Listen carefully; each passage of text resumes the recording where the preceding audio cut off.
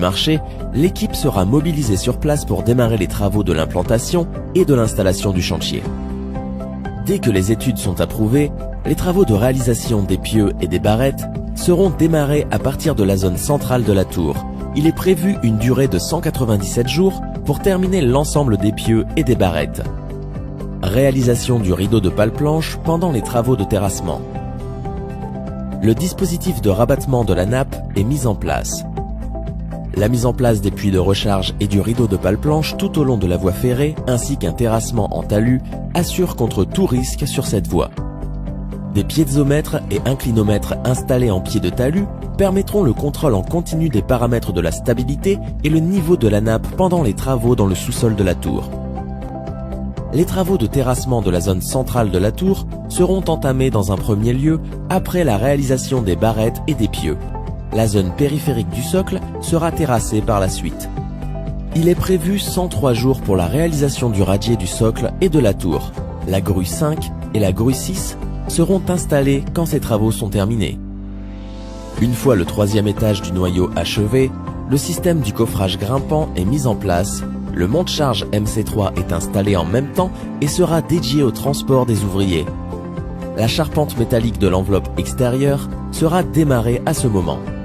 La durée de réalisation d'un niveau standard du noyau est de 6 jours.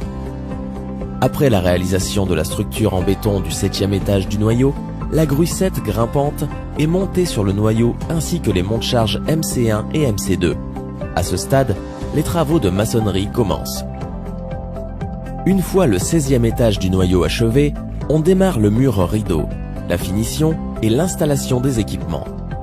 On travaille en même temps sur les périphériques pour achever le montage de la structure métallique du toit des zones A, B, C, D du socle et décaler la réalisation de la zone E proche de la tour afin de maintenir un couloir de transport des matériaux, ouvriers et matériels vers la tour. Cette phase dure 97 jours. Il est prévu 250 jours pour la structure métallique, du 10e au 50e étage. Le système du coffrage grimpant est démonté après la fin de l'exécution du noyau. Ensuite, les grues 5 et 6 sont démontées par la grue G7. Une durée de 44 jours est prévue pour l'exécution de la structure métallique du 50e étage jusqu'au toit de la tour.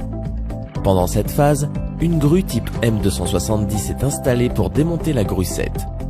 Une autre petite grue de type SDD 525 est montée sur la grue M270 pour démonter cette dernière. Par la suite, les travaux sur le toit et le mur rideau extérieur sont achevés et la grue SDD 525 est démontée manuellement.